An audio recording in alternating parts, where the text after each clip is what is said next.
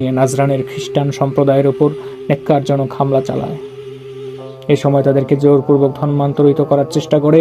তারা অস্বীকৃতি জানালে তাদেরকে বিশাল অগ্নিকুণ্ডে নিক্ষেপ করা হয়। কুরআনুল কারিমে সূরা বুরুজের এ ঘটনার দিকে ইঙ্গিত করে আল্লাহ তাআলা বলেন, কুতিলা আসহাবুল উখদুদ, ধ্বংস হয়েছে গর্তওয়ালারা।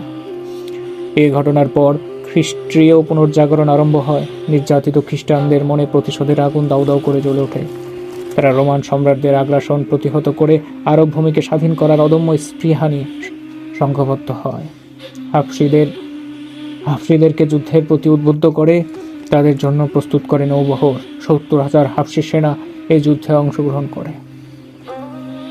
525 খ্রিস্টাব্দে আরিয়াতের নেতৃত্বে খ্রিস্টানরা দ্বিতীয়বার ইয়েমেন দখলে নেয়।